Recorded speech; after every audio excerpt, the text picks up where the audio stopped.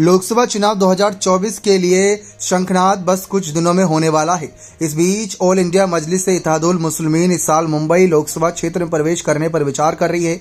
AIMIM Maharashtra से अपने एकमात्र सांसद को राजधानी की एक सीट से मैदान में उतारने पर विचार कर रही है।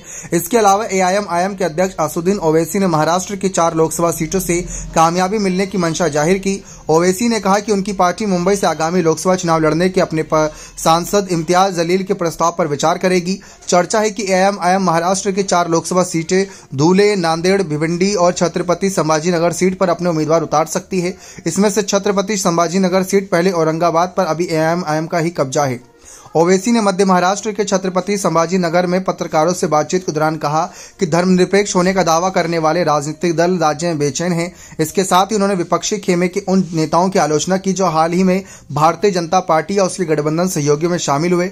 उन्होंने कहा कि इम्तियाज जलील की ओर से मुंबई से लोकसभा चुनाव लड़ने का प्रस्ताव पार्टी को मिला है। पार्टी इस पर विचार करेगी और जल्द ही फैसला सुनाएगी।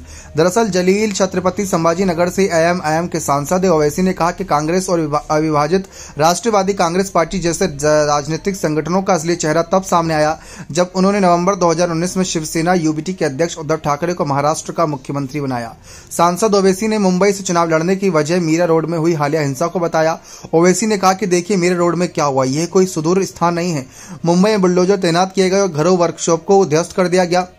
एक तरफ कार्रवाई की गई, पीड़ित और उनके परिवार के सदस्य हमसे मीरा रोड आकर उनकी मदद करने के लिए कह रहे थे। अब जैसे जैसे चुनाव आ रहे हैं, धर्मनिरपेक्षता के सभी मशालची जो हमें गाली देते रहे, वोट के लिए इन लोगों का पीछा करेंगे। हैदराबाद के सांसद ने कांग्रेस की आलोचना करते हुए कहा कि धर्मनिरपेक्ष दल वैचारिक मोर्चे पर बीजेपी से नहीं लड़ रही है। बीजेपी जो कुछ भी कर रही है उसमें धर्मनिरपेक्ष दलों की मौन सहमति है। कांग्रेस सदस्यों ने ध्वनि मत से उत्तराखंड में यूसीसी की सर्वसम्मति से पारित कर दिया।